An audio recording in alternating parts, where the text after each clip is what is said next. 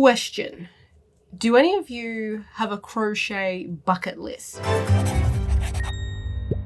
So due to health reasons, I've had to take a brief break from crocheting, and normally when I'm forced to take a hiatus like this, my brain likes to torment me by showcasing all the crochet projects I could be working on, just projecting them into the forefront of my mind like some sort of internal mental PowerPoint presentation. But rather than get annoyed at my lack of crochet capacity, I am instead going to try and channel my energy into something productive.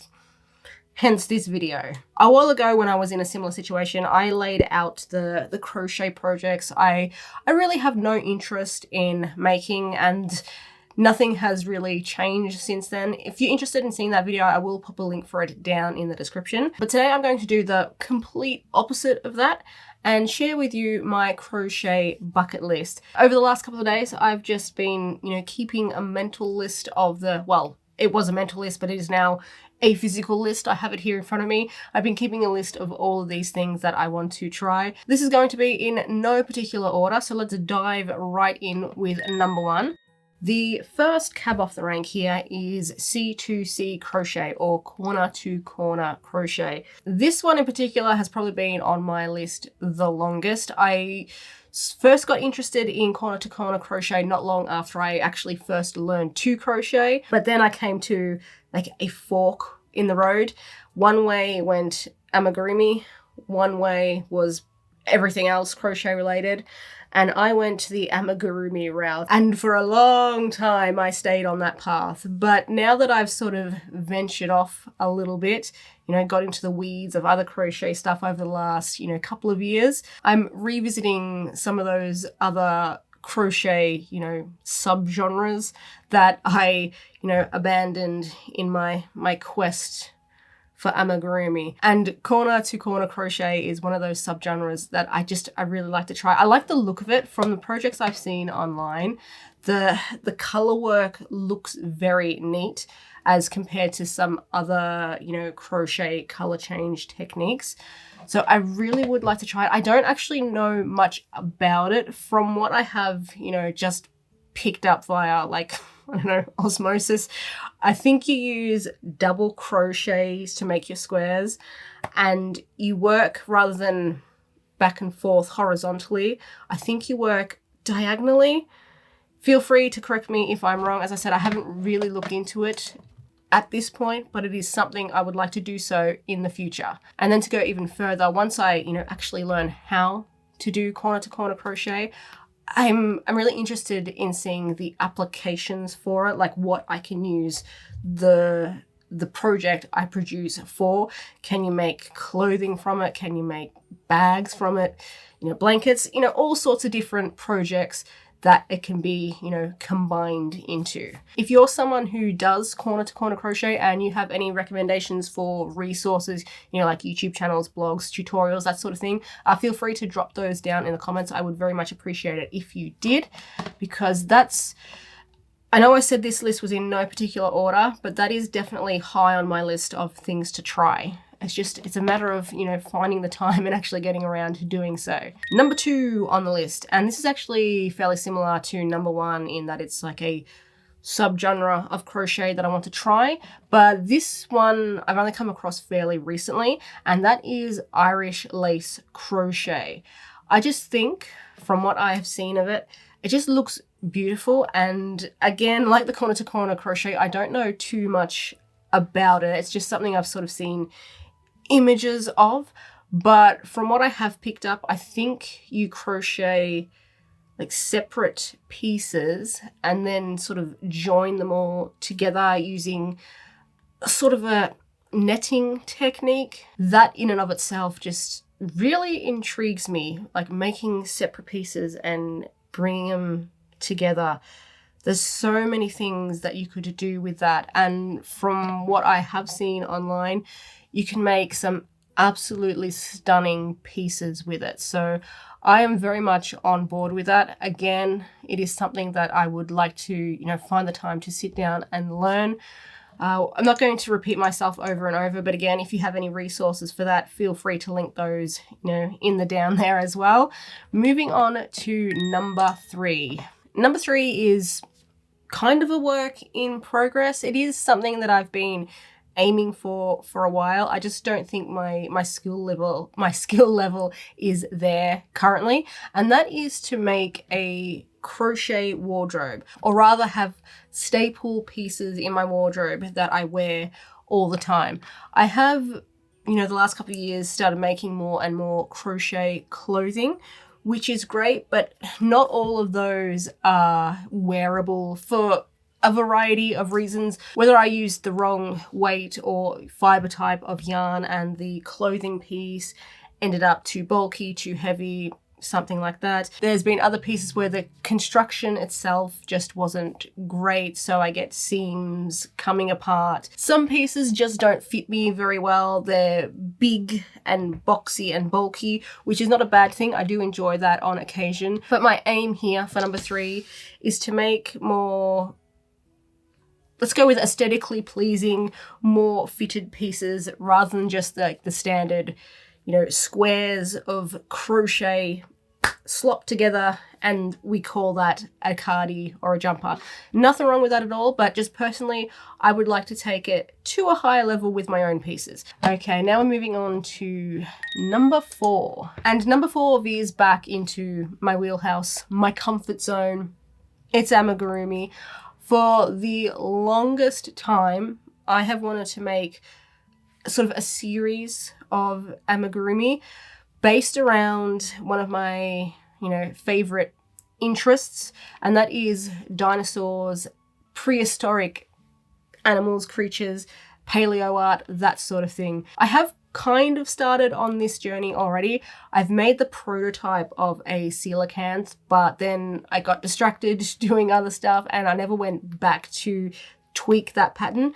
And I also have the foundation of a Dinotherium. Years ago at this point, probably even before I made the coelacanth, I made an elephant for my dad, or at my dad's request for a friend of his. And my plan at the time was to take the sort of the basic structure of that elephant, but turn it into a Dinotherium to be part of this ongoing series that I was going to do. But that's another thing. It never happened. Life gets in the way. Other crochet projects get in the way. But I think about this series often because I enjoy consuming that sort of content, paleo art, prehistoric, creature documentaries. Like, I've watched Prehistoric Planet probably more times than I really want to admit publicly. And also I have, so much nostalgia and fondness for the old Walking with Dinosaurs and Walking with Beasts, and what was the other one? Walking with Monsters. You can keep walking with cavemen, though. I didn't really like that one. And even games. I love me some dinosaur games, although Ark's in a bit of a state at the moment. If you know, I won't go into details. But yeah, no matter what hobby I stick my fingers in, it always seems to come back to my interest in dinos and paleo creatures. I need to find the time to get this started because there are so many. I have an ongoing list of creatures that I would love to make. If I had actually arranged this list in order of what was most important to me or what I would love to try first, I think this would actually be number 1. I can't think of anything else that tops it at the moment. But who knows? There might be something that tops it. I suppose the only way we'll know that is to continue going through the list. And number 5 is filet crochet. This is another one of those things. All I can say about it is that it intrigues me. I look at it and my brain goes, okay, what can we do with this? How can we utilize this technique? And yes, I do want to learn this one, but there's kind of an asterisk with that because I don't know if I've done this accidentally. Like, some of you may remember my mesh panel top that I made a while ago. And I don't know if that technically qualifies as filet crochet. So yes, this is one I do want to try, and I would like to test the limits of what I can do with it. But at the same time, it's maybe something that I've like accidentally stumbled upon or into doing before. But yeah, filet crochet, I am excited to explore that. And even just thinking about it now, my brain's going, can you combine a couple of these things? Like, can you combine filet crochet with corner to corner crochet and, you know, make something really cool? I don't know. I have to learn more about all of them first, but it is definitely something I'd be willing to explore. And then on to number 6, and that is to try, finally, some higher quality crochet hooks. For years now, I have been working with the sort of the cheap crochet hooks that I got on eBay when I first began. And while they have served, that's not a crochet hook. And while they have definitely served me well, they've done a lot of work. I do wonder if they contribute to my hand pain, because a lot of people, an overwhelming majority of people have said that the higher quality hooks are easier on the hands. And I am really thinking it's time that I got myself some of those hooks to try out. In particular, I've heard the name Clover Armor pop up a lot, so I'm sort of leaning towards that, trying those hooks.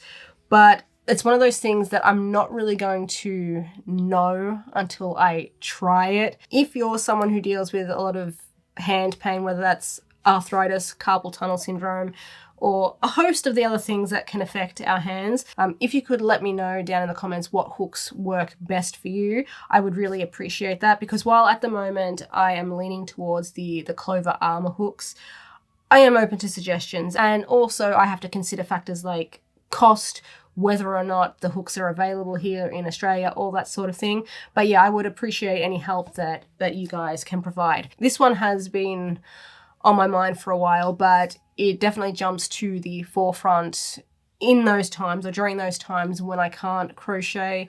And I think I just need to like put my foot down, bite the bullet, and finally get myself some, you know, supposedly higher quality hooks and see what difference they make, if any. Next up on my list, number 7, and that is to try dyeing my own yarn.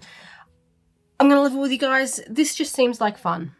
I don't want to try it for any other reason that it just seems like fun. At this point, my only experience with dyeing is the experiment that I did months ago with tie-dye and bleed, and seeing how they interacted with various fiber types. And taking what I learned from that, I am still planning to make a t-shirt and tie-dyeing it. But outside of that, I really don't have much experience with dyeing anything, but I would really like to try dyeing my own yarn. As I said, it just seems fun. I have no other reason or excuse. It just seems fun. And moving on to number 8, this is another big amigurumi project that I would like to undertake, but there's a couple of things that have kind of held me back until now. Number 1, if I made this project, I would have to crochet it, I think, out of incredibly thin, whether it's like 2-ply or 4-ply yarn, or even drop down to embroidery thread to get the level of detail that I want. And I know that's just going to absolutely be murder on my hands and the rest of me. But also this project, to get it the way that I picture or that I planned, I'm gonna need an aquarium, and that's just a little bit cumbersome, and I don't have those anymore. So the idea was to basically crochet an entire aquarium and stick all of those crochet pieces inside a fish tank. For, I must have been just over 15 years or so, I did a lot of freshwater fish keeping. It's a hobby that I very much love. I've always enjoyed, chilling by the fish tank and relaxing. But the reality is that to maintain a fish tank properly, it takes a lot of work and a lot of physical work when it comes to, water changes and that sort of thing. Even once you get a tank established, you still got to maintain it. And unfortunately, as my health declined, I could not continue on with that maintenance. So over the years, I downsized all my fish tanks until currently I don't have any, which gets me down sometimes. I do miss my fish tanks, even my little shrimp tank that I had. I miss that as well. But I figured if I made myself a crochet fish tank, well, yeah, obviously it's not going to be the same, but it's going to require pretty much zero maintenance other than a dust to clean every now and then. But the hard part there would be actually making it, because I would like to crochet every piece of this. I'd like to crochet the gravel, the live plants, the driftwood, the fish themselves. But all of that is going to take a lot of work, especially designing the fish themselves, because I would like them to be as detailed as possible. And, to top it all off, I would need an aquarium, a fish tank to put them all in, which I don't have anymore. And yes, I could go out and buy one, but do I want to spend all that money just for a crochet fish tank? A part of me says yes, but I don't know. I don't know how long I've been yapping on here, but I hope I haven't bored you with my fish talk. But yes, that is a project I would really like to attempt one day. Perhaps I can find a substitute for the fish tank, work something out there so I don't have a big glass box that I have to deal with. But yeah, this is a definite bucket list project. Again, if I was ordering this in order of importance, I think I would slot this in right under the dinosaurs. Definitely high up there. Moving on to number 9, we have a messenger bag. I don't think I've actually... No, I correct myself. I have made one bag. That was the possum bag I made. No, wait, was it a possum or a sugar glider? I think it was a sugar glider, but I kept buggering up and calling it a possum. So yes, correct myself. I think I have made one crochet bag, but as much as I like how that project turned out, look, it is a novelty bag. It's not something I would use every day. What I would like is a crochet version of this bag here. This is my messenger bag. I've had this probably a couple of decades now, I suppose. And I like this bag so much because it's just sort of the perfect size to hang over the back of my wheelchair. Whenever I go out, I have to, traverse long distances. I do need a wheelchair. I am a part-time wheelchair user, and this bag has always been perfect for that. But it is an older bag, and as much as I like it, it's the only one I've got for that purpose. So I would like to make myself another one, and I thought, why not do a crochet version? All right, so moving on to number 10, and number 10 is, I think it's a bit more fantasy than reality, but it's still a nice idea to think about, and that is to go on a crochet/yarn road trip. I would love to one day just, take off, go on a road trip and visit all the yarn stores, whether that is around the state or around the country. Sadly, that's not realistic. I can't just take off on a bloody road trip. Not only do I have other obligations, it would be way too expensive, but also traveling can be pretty difficult to me because of the aforementioned health nonsense. So while I don't think I'll be able to go on a full round country or round state yarn/crochet trip, perhaps what I could do instead is break those down into day trips or even overnight trips, depending on where the yarn store/market I want to visit is. So yeah, it might be one of those things that while I can't do it the way I originally envisioned, I can, work around my circumstances and, do it in a slightly different way. Sometimes you just got to do that. You've got to make compromises. Moving on to number 11. And this is another amigurumi related one, and that is to crochet myself a childhood toy. I have a couple of toys that I've kept from my childhood. One is, if I can find it, I will show you. It's my kangaroo. And there was another one, my dog, who was called Bingo, but I can't find him. I have no idea what's happened to him. He used to be just up in the top of my wardrobe, kept him safe there. I can't remember if I gave that to the nibblings to play with, but I just think that would make for a nice nostalgic project, crocheting a toy from your childhood. I've even toyed with the idea of doing the same thing but with clothing, recreating an item of clothing I wore as a kid. Maybe I should make that number 12 on the list, but then I would just confuse myself. So maybe I'll just combine those together for number 11. Number 11 is recreating something from your childhood with crochet. And now we are on to number 12. And number 12 is just one of those things that I've been really lazy about. It's something I've wanted to do, but I've never really needed to do, and so therefore haven't gotten around to it. And that is learning how to read crochet charts. Because all the patterns that I've ever used have been in sort of written format, I've never had to learn how to read a crochet chart. And that's just something I want to rectify. Whether or not it's a skill I will need going forward, I don't know. But whether or not I'll need it, I think is a bit irrelevant. It's still a skill that I would like to have. So I've just got to get my butt into gear and learn. And then the final item on my crochet bucket list here today, number 13, is to finish my bloody Pokemon blanket cowl. Oh, this project. I have been working on it for a couple of years at this point, and while I am making progress, it is very slow progress.